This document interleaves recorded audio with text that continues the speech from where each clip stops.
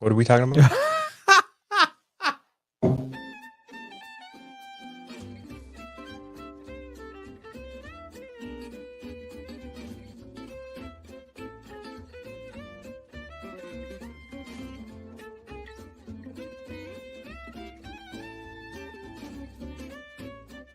How do you do, neighbor?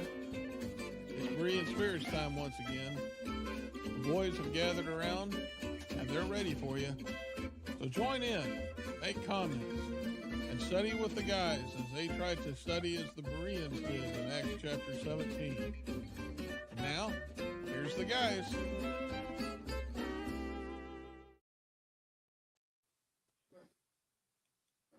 Where'd Chris go? Anyway, good morning and welcome back to Berean Spirits, another episode of our weekly Bible study. I am Josh Thornhill with the Westside Church of Christ, and Chris is missing. He's disappeared on us somehow for some reason. So I guess we're going to just jump in here and go at it with just the two of us. I guess we'll see how that goes. That was weird. That is weird. Yeah. I mean, that was during the intro. He disappears. Yeah. Anyway, I'm sure he'll be back here in a minute. I guess he just didn't want to do the show, I guess. So anyway, to my, I guess that's on the screen. It's to my right. No. Anyway, to my right or on the other side of the screen is Richard Dotson with the Kearney Church of Christ in Kearney, Missouri. How you doing, Richard? I'm good, but I think I'm to your left. At least you're on my right, on my side. Okay, yeah. Well, I don't know. Well, from the way I'm looking, you're right to me. So anyway. Josh is being caught off guard here, so we both weren't prepared to host the show, and Chris disappeared in their introduction. I don't know during the intro to the show. I don't know where he went, but. Yeah, Josh just popped on in, and so there he is. There's Chris. Howdy.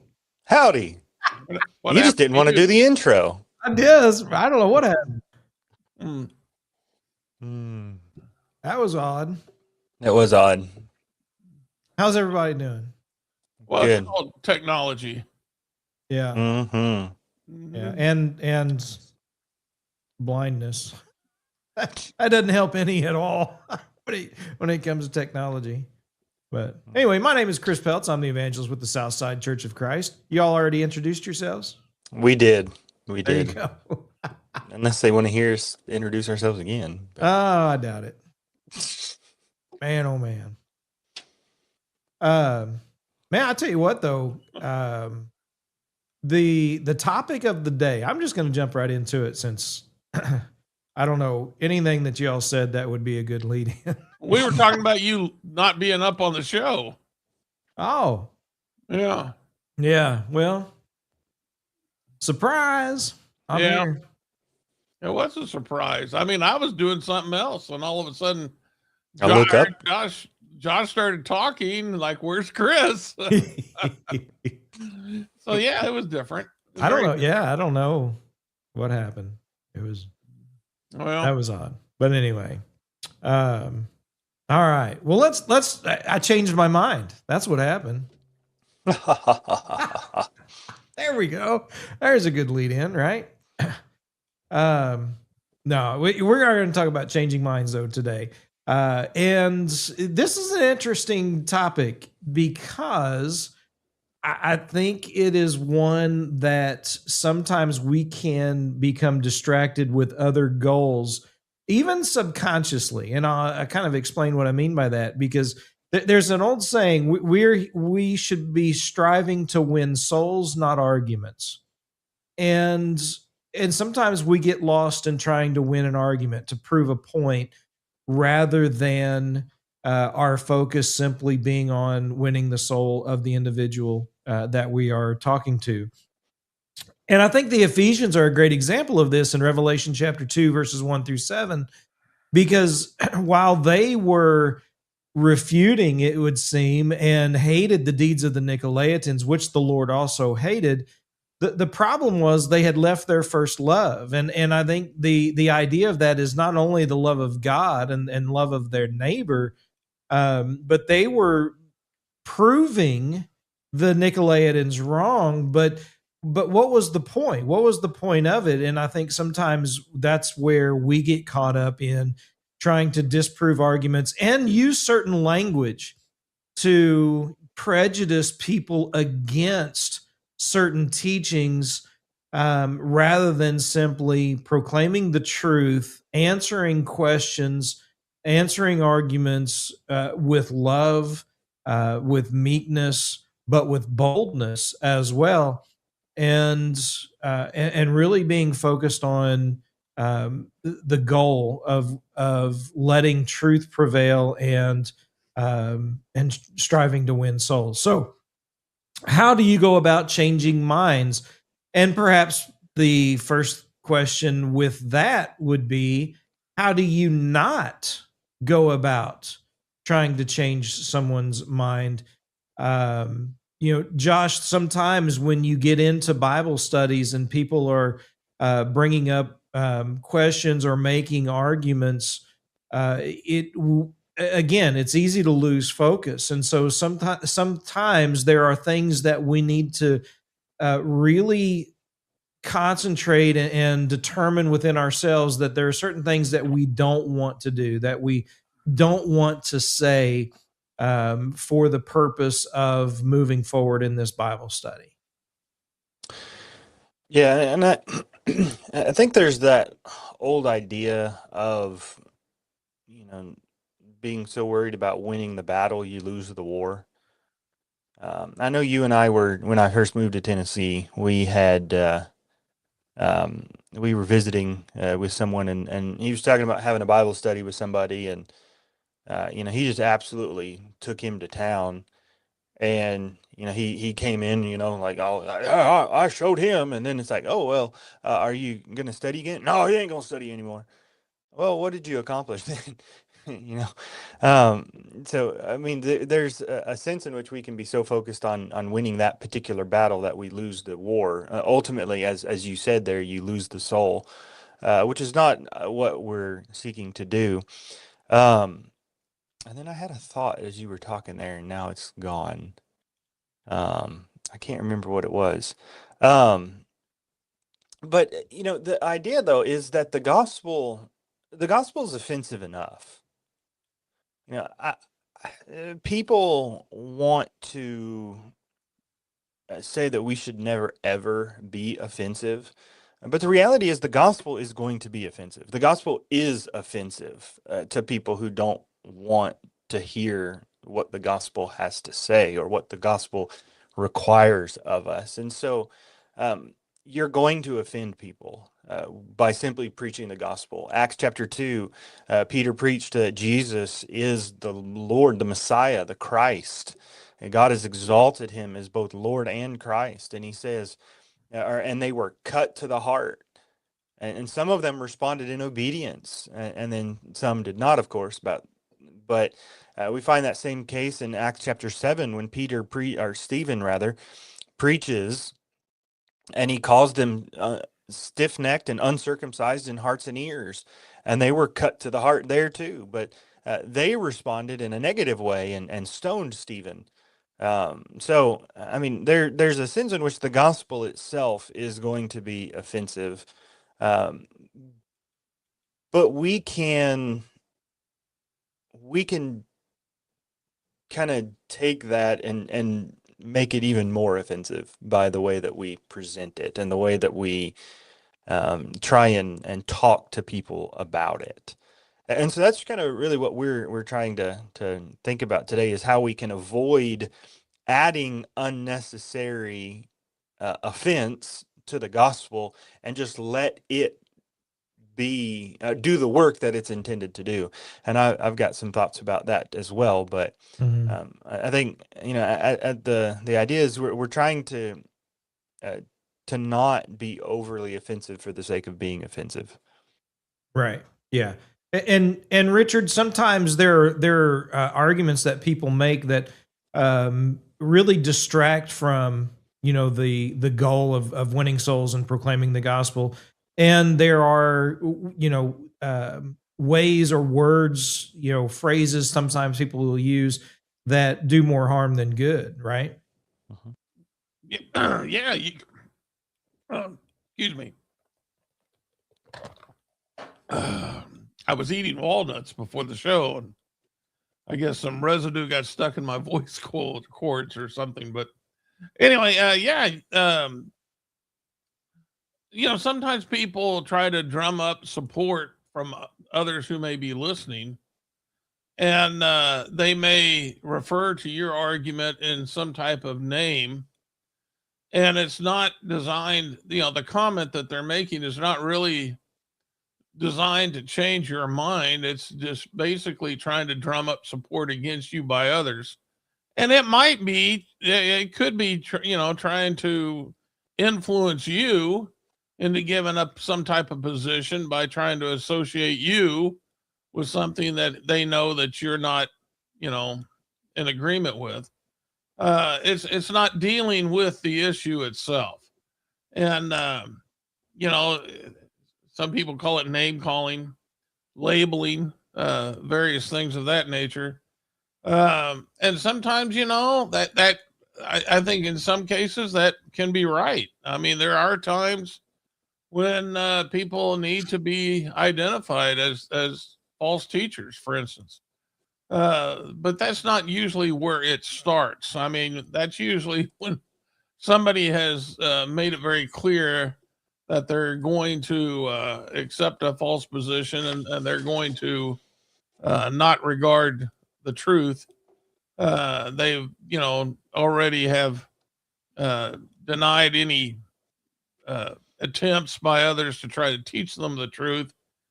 At that point, that's a different story. But we're talking about when someone comes up to someone and we find out there's disagreement, and we think that they're wrong. How do we change their mind?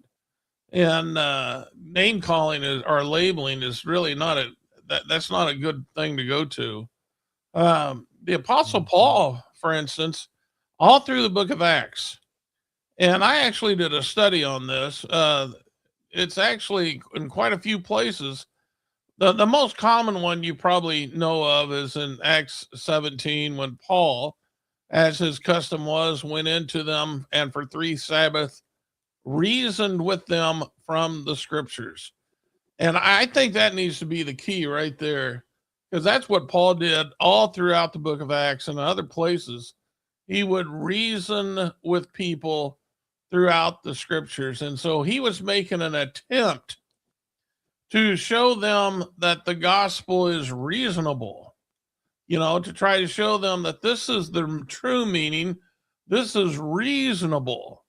And that's what I think what we need to be doing with other people is talking to them with respect and showing them the gospel and reasoning with them and trying to get them to at least accept the truth.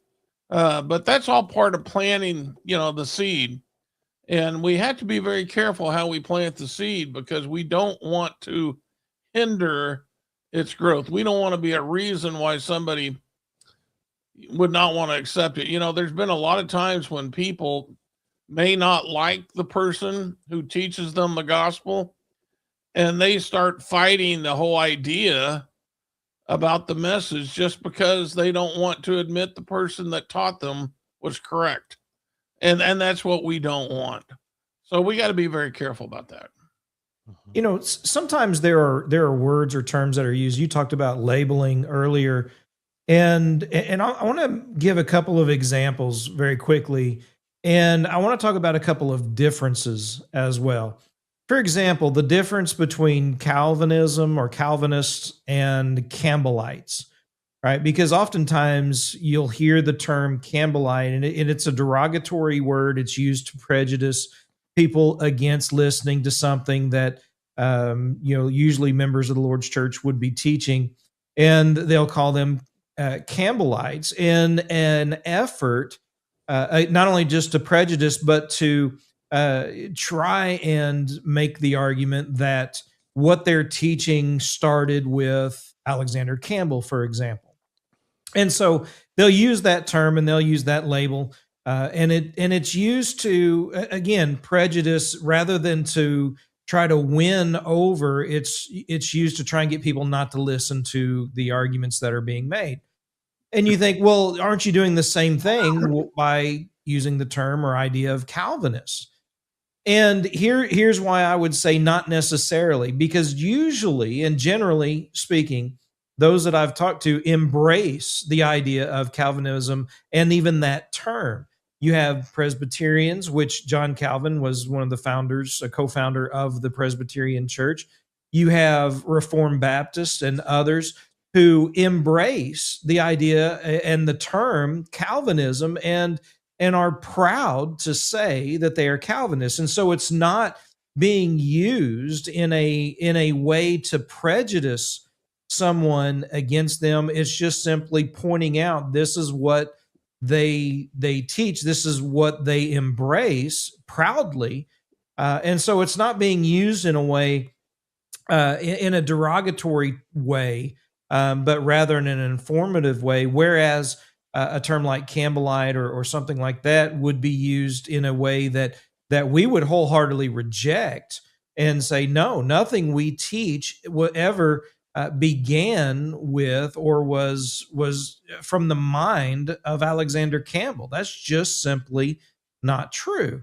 And so we reject that, but people want to use that to prejudice others against listening to us. Now, if someone came along and said, "No, I don't. I'm not a Calvinist," or they reject that term, I think it would do us well not to keep bringing that up, especially if we're truly desiring to win them over to the truth. If they reject an idea that they should be rejecting, then move on. Don't keep forcing something that's only going to cause them to shut down and not listen to the other things that you have to say. Josh, go ahead. Yeah, there's a number of ways in which we have been misrepresented. We hate orphans. We don't believe in music. All sorts of stuff. And I think you're absolutely right. We need to be careful that we're not accusing people. Like, just because somebody's Baptist and we want to say, "Oh, you believe in once saved, always saved." Well, maybe they don't, because there's some that don't. And so, I don't like being misrepresented. Do you guys? No, yeah. And to those watching, do you like being misrepresented? Do you like when people assign positions to you that you don't agree with or you don't believe? I certainly would think not. And so we shouldn't do that to other people. I think very simply, kind of what Chris is saying, rather than just saying, "Hey, you believe this. Do you believe this?" And that's a simple way to come to an understanding of where they are and where you can then go and teach. I will say, though, one of the things as far as changing people's minds, I think is important to remember is that there's going to be times where we're not going to be able to change minds. Jesus couldn't change the minds of the Pharisees. He preached and he taught and he worked with them and he tried to encourage them and he rebuked them and he tried to lead them to the eternal life that he was making available through his death, and they rejected him. And then Paul in Romans chapter 9 and chapter 10, his desire for Israel is that they would be saved. But why aren't they? Because they've rejected the Messiah. And I think you have that principle in Isaiah 55, verses 8 and 9, 9 and 10, where God says, "As the heavens are higher than the earth, so are my ways higher than your ways, and my thoughts than your thoughts." He says in verses 10 and 11, "As the rain and the snow come down from heaven and do not return there without watering the earth and making it bear and sprout, and giving seed to the sower and bread to the eater, so will my word be which goes forth from my mouth." I lost my spot here. It will not return to me empty without accomplishing what pleases me and without succeeding in the matter for which I sent it. I think we've talked about this on this show before, but what he's saying there is when the word of God is preached, every single time it will accomplish, always it will accomplish what God desires for it to accomplish. And I know that that sounds weird because I can preach the gospel to somebody and they're just going to reject it. Well, the gospel accomplished what it was intended to accomplish. And what Isaiah is trying to show there is that the gospel is an invitation that is intended to draw some while repelling others at the same time. That's part of the point there in Romans 9 and verse 18 when he talks about he has mercy on those that he desires and hardens whom he desires. It's not that God is just indiscriminately hardening the hearts of people so that they cannot receive the truth. But the reality is the word of God is going to accomplish one of two things. It's either going to draw you in or it's going to harden you. And so there's going to be some people that we're talking to that we're not going to change their minds. And we need to have the wisdom to determine who do I need to spend this time with and really try and implement some of the things that we're talking about here to win them over versus who do I need to shake the dust off my feet because they're just not going to hear. No matter how well we can speak and present the truth sometimes it's not going to change the minds of people. And I think that is a realization that can help us from getting discouraged sometimes when we're trying to change minds. Yeah. And, you know, sometimes in this effort that we're engaged in proclaiming the gospel, we get into this mindset that if we're going to change minds, we have to be the one talking.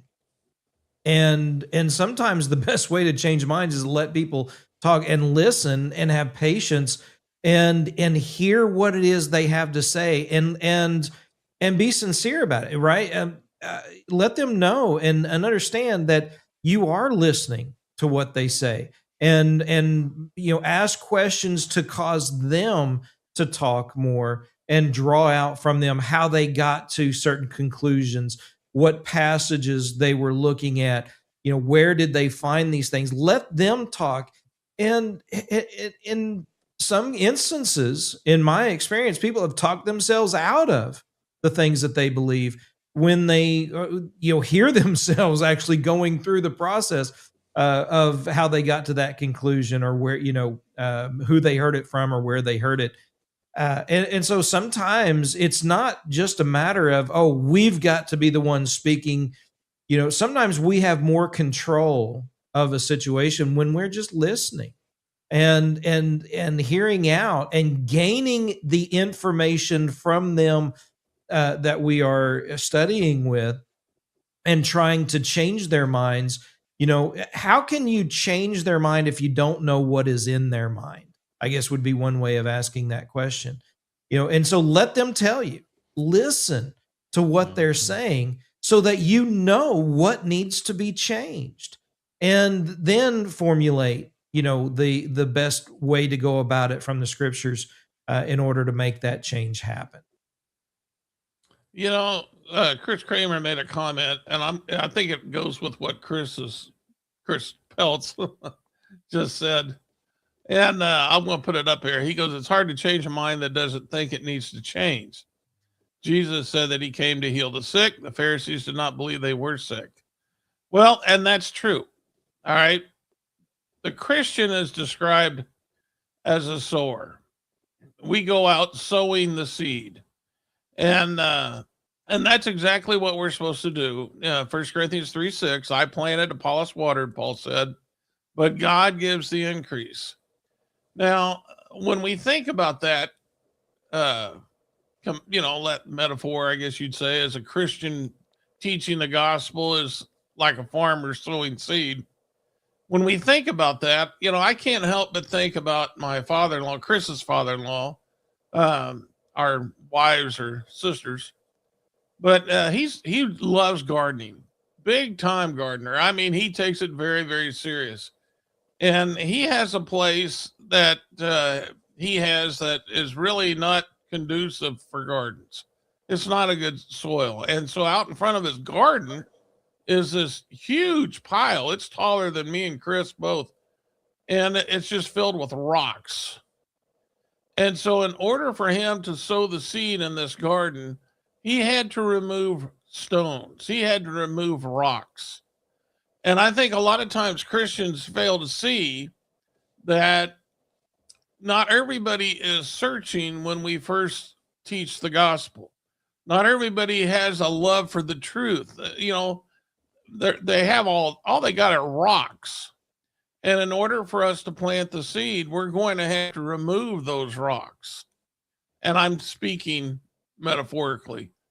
And so we may have to try to develop a good example before them so that they would, have a desire for the truth, a love for the truth. And we do that, like Jesus said, by letting our light shine before men, letting them see Christ in our lives and how it works.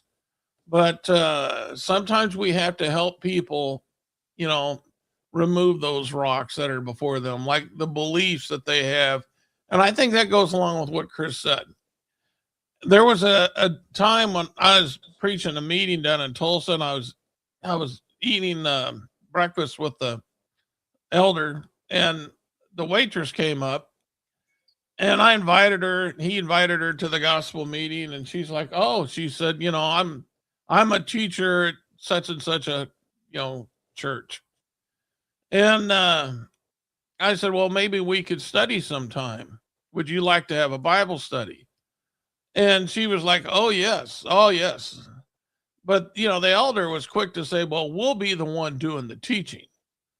And, after she left, I said, why can't she teach? And he's like, what? I'm like, yeah, why not let her tell us what she believes? Let her make her points. And I said, and then we can just say, okay, how do you reconcile that with this? And let her answer the question. Put that in front of her. And Chris, Josh, that's how I think sometimes we remove the rocks from the garden, so to speak. We have to not quarrel with them, but we have to put things in front of them to let them to be able to, identify, I got a problem here with my convictions. How do I reconcile this?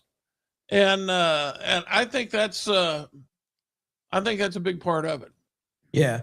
There's a couple of expressions that I think are have always been true. One, to Chris Kramer's point, would be you can lead a horse to water, but you can't make him drink. Well, in contrast to that, there's another saying, well, you can add a little salt to his oats to make him thirsty. And that's basically what we're doing, right? We're being that salt, that influence that is causing them to think, reconsider, or challenge them to, with their own beliefs and how they got to that point. And that's something that we need to be willing to do. One of the things that I love doing is gaining knowledge, gaining information, just learning new things. Well, there are interrogation tactics. If you ever watch these YouTube videos where these police officers are interrogating various suspects, one of the things they want to do is, to get the truth out, let them talk, get them to talking. That's one of the first things. And sometimes with various questions, you can lead a conversation, but people think that they have to be doing the talking if they're going to be in control. And that couldn't be further from the truth. That isn't the case hardly at all. Sometimes you can be very much in control of the situation and very subtly guiding the conversation or the study while they're doing the majority of the talking, right? You can still control the situation, and it takes practice. It's something you've got to be out there doing, but nevertheless, it's going to be hard to change a mind or convince someone that their mind needs to be changed if you don't even know, as we mentioned earlier, where they're at, what they believe, and letting them talk is one of the first ways to do that, is to find that out, and then challenge it, in all kindness and love and gentleness, but with boldness, challenge it and welcome the opportunity to be challenged. 1 Peter 3, verse 15, we need to be ready to give an account and an answer for the hope that is in us to all those who ask. And so, we need to be ready to answer questions. And we need to also keep that in mind. Not only are we asking questions, but we need to be ready to answer questions, which means we need to welcome people to ask us questions as well. Can I make a point here real quick? Everybody has to deal with the thought of death. And you got to live with, the idea that all men die. And everybody has to, they have to find a way to live with that. And so convictions arise in every person's heart that enable them to help to live with the inevitable fact that they're going to die. What's next? And so, going into any study or any thought about eternity with anybody, you're going to have to take that into consideration that, they have more than likely already have formed some type of conviction to help them deal with the fact that they're going to die. What's next? I mean, that's what you're going to have to, and that can be a big obstacle. That can be a big rock. Absolutely. Go ahead, Josh. I think, to what you were saying earlier about, being ready to answer questions, I think there's the thing that we need to remember, that truth fears no investigation. We should have confidence in the truth and the truth's ability to prevail. We may not have a confidence in our ability to speak the truth and to share the truth, but the truth itself is what is important, and that's what will prevail ultimately. We had one of our elders did a invitation last night, and he was talking about supposed contradictions in the Bible, and pointed out one particular contradiction or supposed contradiction, and was giving some plausible answers to that. And I think there's some very likely, very good solutions to that supposed contradiction. But anyway, the point that he was making at the end was, be willing to ask questions if you've got them. Be willing to explore and find the answer, because there are answers out there. So that's going to require an open mind in all of us in order to be able to do that. But I think there has to be a recognition as well of the fact that there are answers out there.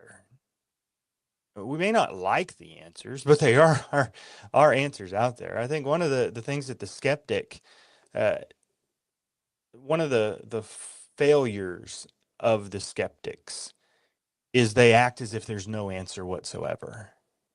They want to say that there is no answer, and the reality is they just don't like the answer.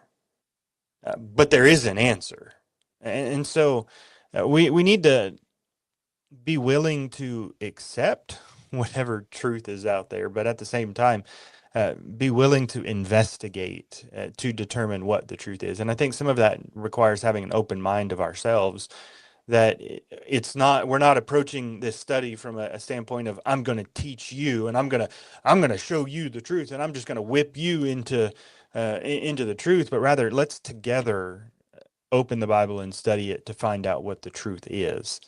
I think that approach, it makes a big difference in trying to change the minds of people. Yeah, absolutely. Go ahead, Richard. Let's see here. We got some comments. Oh boy, I'm way behind here. Chris Kramer, it's hard to change your mind that doesn't think it needs to change. Jesus said that he came to heal the sick. The Pharisees did not believe they were sick. I think I put that one up there. Yeah. Thomas, we've been studying discipleship. We have contrasted apologetics and evangelism. One post made the following. Like the sower, we can cultivate the ground. And then Thomas said, evangelism is planting the seed, while apologetics is preparing the soil to receive the seed. What do you think about that? I think both of you have talked about that very thing. I mean, you talked about with our father-in-law, right? Preparing the soil, getting the rocks out, removing all of that, getting all of that done. But how does that take place, right? I mean, we can say that we got to remove these barriers, but again, I think in part, a majority of the time, it goes back to, the less is more aspect as far as your talking, your being the one to do all the talking. It can be more harmful than good, because you can put someone in a box that they don't want to be in, or don't believe that they would fit, or that you don't know where they're at. As we mentioned earlier, you don't know what they believe, what they agree or disagree with, maybe where they're going. As Josh pointed out, and I've run into a lot of people that are members of Baptist churches that do not believe in once saved, always saved, even though it's a core belief of the Baptist religion. Not everyone who's a part of that believes that. And you think, well, wait a minute, shouldn't they though? You think about even sometimes members of the Lord's church, you go to local congregations, you're going to find some people that don't agree with everything that is being taught for one reason or another, right? And so continual teaching has to happen, but the only way to know that is to listen. Let them talk. Sometimes people talk their way out of things. Sometimes, you can subtly introduce a new thought to them from the scriptures, and all of a sudden you go back another week or two later, and it's their idea, right? It's like, oh, this is what the scriptures teach. This is what I believe. And so sometimes just saying, well, since you believe this, rather than what do you believe, is really the best way to get to the point of removing some of those barriers and preparing the soil. Let them talk, and listen, so that you'll know what preparation needs to be made. And there are times, there's a passage, and I want to make this point because it came to me. I was having a Bible study not too long ago, and Proverbs 27, as iron sharpens iron, and I think it's talking about how a brother can, encourage his other brother. But a lot of people use that, and I think rightfully so, with Bible study. They talk about it at church, about brethren coming together to study the Bible. And that's like iron sharpening iron. But one thing we forget about that is when you're sharpening the blade of your lawnmower, for instance, that's metal on metal. There's friction. And there's going to be times when the person you're trying to influence is going to get upset because you probably, with the truth, are rocking their world. And they may get up in your face and they may yell names at you. Who knows how they're going to react. I've been kicked out of one guy's house twice in studying the Bible. And both times he asked me to come back. But yes, I mean, there's times when there's going to be friction, and you got to know how to prepare for that. Are you going to respond by quarreling? Because the Bible speaks against that. He says we're not supposed to react that way. Where's that in Timothy? Let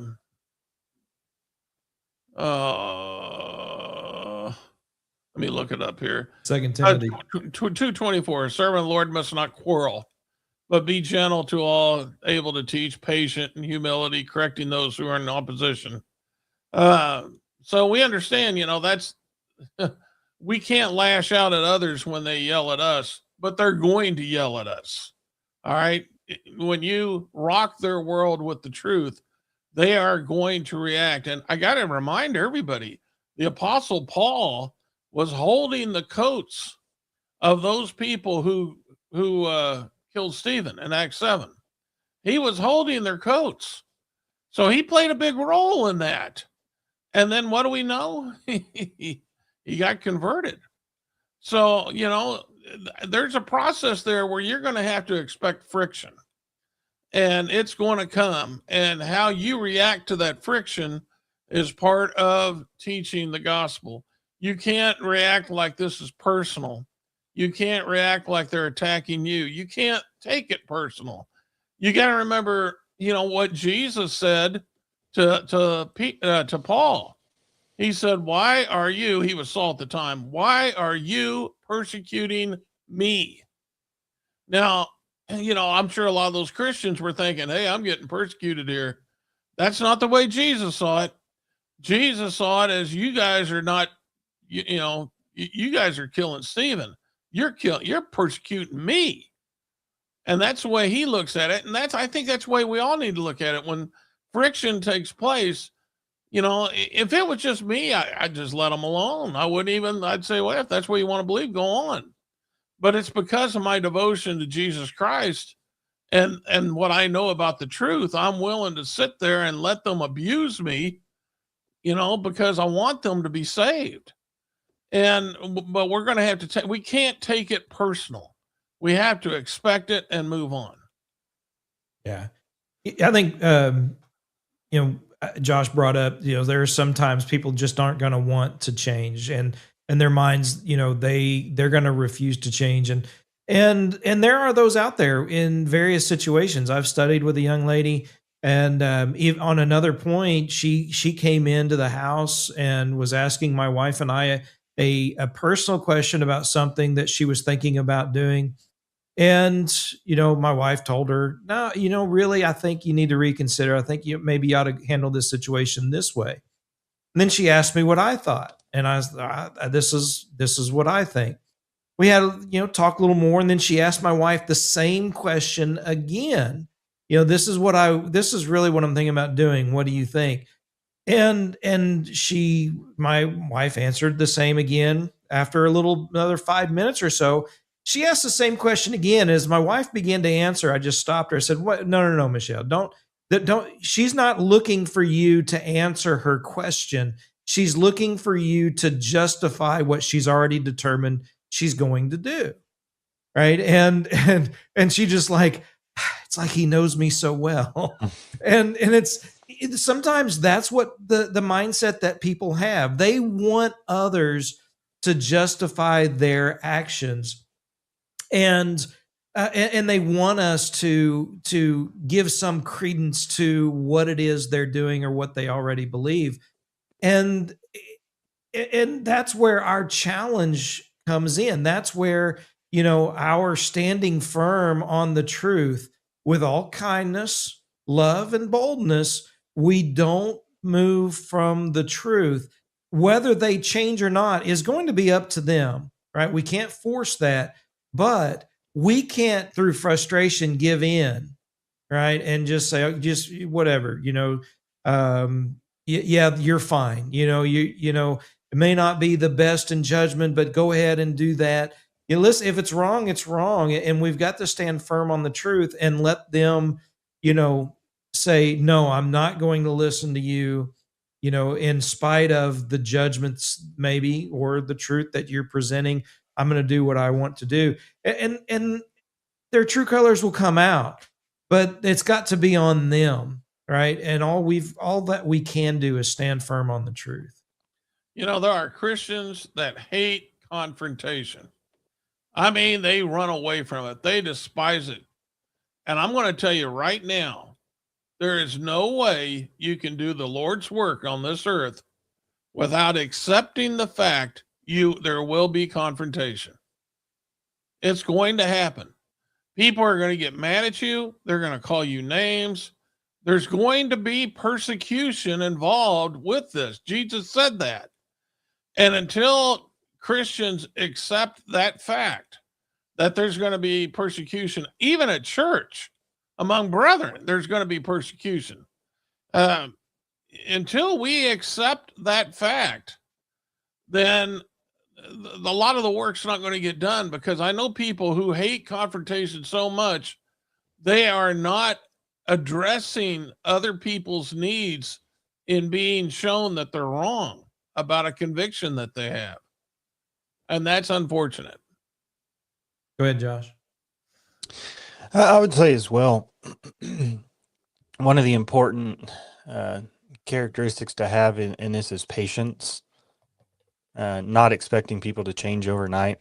There's a book, I don't really want to say the name right now, but in this book, the author details his conversion and the process that he went through to be converted.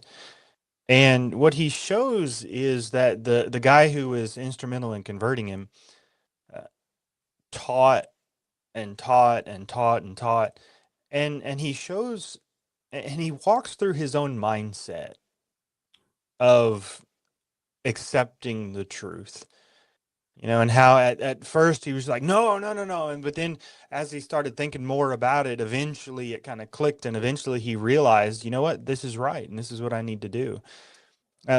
That's where we kind of talked about earlier, the wisdom between knowing who we should have patience with and who we can need to shake the dust off our feet and move on. There might be a fine line there, but we don't want to give up on people too quickly either, and just assume that if they don't immediately accept the truth, that they're just the hardened heart that's not going to receive it. Sometimes patience is required, and we do need to spend some time and to put in the work in order to see the soil produce. I think that's part of why that cultivation is so important.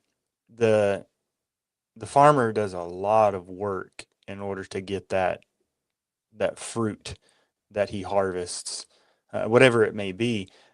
There's a lot of work and patience that's put in order to bear fruit there. And so it's going to be no different when it comes to the word of God as well. So practicing patience. Wasn't that the sentence placed, on Adam about when he tilled the ground, there'd be thorns? That, there was going to be a lot of work involved in it. Mm-hmm. It's just not cultivating the soil and planting the seed and everything just comes up so easy. There's going to be a lot of work in it. And I think that's probably why Jesus used that, as his comparison to what our jobs are, because, it's going to take a lot of work. It's just not having a cup of soil that you buy at the store and putting a seed in it and putting it on your kitchen, counter and watching it grow. It doesn't work that way in the real world. It's you got to care enough about people that you're willing to put in the work. Mm-hmm. And boy, I'm telling you what, it can be a lot of work. Yeah. I mean, communication is one of the struggles of relationships, right? And communication is something that we have to work on ourselves. We have to be willing to adjust, make changes, and change our minds sometimes on the approach that we take. Sometimes look at things, differently. And sometimes before we can change the minds of others, we have to be willing to change our own mind. And I'll give you an example of this. Romans chapter 1, verse 14 through 16. When Paul made the point to the Romans, as he's writing here in Romans chapter 1, he says, I am indebted to the Greek and the barbarian, to the wise and the foolish, and to you who are in Rome also. And then he goes on to say that I'm not ashamed of the gospel of Christ, for it is the power of God unto salvation. But why is he indebted to them, right? Usually we have this mindset that, what have they done for us? All right, because I'm going to return a favor. I'm going to do this because they did this for me. And what Paul is saying here is, I'm indebted to them. And it's not that they've done anything for me. 1 John chapter 4 in verses 10 and 11, you read there that, not that we loved God, but that he loved us and gave his only begotten son to be that propitiation. But he goes on to say that because God loved us, we ought to love one another. And that word ought is the same word in Romans 1 verse 14, where Paul says indebted or owe it to them. And you see why it is we owe it to our brethren. It's not because our brethren have done anything for us. It's because God and what he has done for us. And so sometimes changing our mind on even the reason or the purpose that we're engaging in this study needs to take place first, right? We owe it to them, not because they've done anything for us, but because of what God has done for us. We owe it to them, those around us, to do our best to try and bring about a change in their life for the salvation of their souls. Amen. Yeah, I agree with that. I think, I don't know, I can speak. Well, I can speak, for me and Josh, especially. Chris, you were taught by your wife, but the Lord put the silver spoon in my mouth. I was raised by Christian parents, and I have had biblical teaching all my life, and I was led to the truth by the Lord all my life. And that's to be said for very few people, very, very few people. And I think, what the Lord said, to whom much is given, much is expected. I think there is an indebtedness to others, knowing that the Lord has placed you in a position where you can help a lot of people because where the Lord placed you in this world. And so you owe it to them because God loves them, yes, but because the Lord expects more of you. You got to get out there and do this. And I do think that there is an indebtedness to the Lord for all the things he has done for us, not just what he did for us on the cross, but of all the spiritual blessings that we have in Christ, and understanding that not everyone has been blessed as richly as others. And those of us who have been blessed more, we have to understand that more is expected. We need to take what the Lord has taught us and then go out and share that with other people. Those people who had not had that silver spiritual spoon in their mouth, we should feel indebted to go and take that gospel to them. Absolutely. Josh, you got any last thoughts? Well, I guess our we need to make it our focus to change the hearts of people, because that's where Christ is reigning. Yeah. It's not that Jesus is going to come back to Jerusalem and reign. He's going to reign in the hearts and lives of people. And our goal is to help open up the hearts of people to receive him as king and to honor him. And so having the wisdom, patience, love, all of those things to accomplish that is going to be necessary. Richard, last thoughts? Yeah. 2 Timothy 2:23 and 24, have nothing to do with foolish, ignorant controversies. You know that they breed quarrels. Be able to distinguish between that and the truth. Don't get involved in, like, politics. That's going to lead to arguments. I mean, there's no reason at all in trying to teach the gospel to get into politics. Stick with what is going to be confrontational, and that is the gospel. And then everything else, like politics, will have far-reaching effects, but stick with the gospel and don't waste your time with some of these other things. Yeah. And I would add this, I mentioned earlier, sometimes it means we have to change our own mind in our approach. And people are asking themselves sometimes the question, who am I? Who am I to go and to teach the gospel? Who am I to go out and share that word with people around me? Who was Moses to be sent back to Egypt? Moses was raised in Pharaoh's house, but yet he was taught in all the ways of the Hebrews. He knew both sides. So he was perfectly equipped to go and to lead the children of Israel out of Egypt. Who was Jesus to be our mediator, right? Even now, pleading our case before God. Well, he is God and he is man. He knows both sides of the case. So he can plead our case because he's been man, and he before God the Father because he's God. Well, who are we? We were sinners. We were separated from God because of our sin, and we've been cleansed of our sin by the blood of Christ. We know what it's like to be apart from him and in need of salvation, and we know what it's like to have hope of eternal life and the glories of heaven. We are equipped. God doesn't call the qualified, he qualifies the called. And that's what we need to do, is change our mind in our approach if we're going to expect to change the minds of those around us.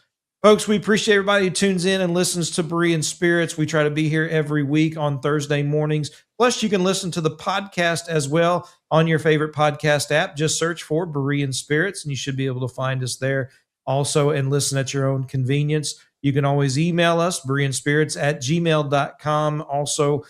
But until next time, remember to search the scriptures with Berean Spirits.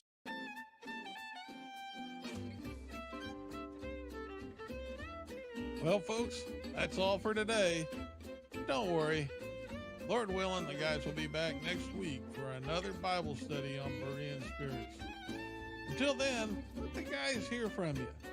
Drop them some email at bereanspirits@gmail.com. They'd love to hear from you. Until next time, let's keep studying that Bible.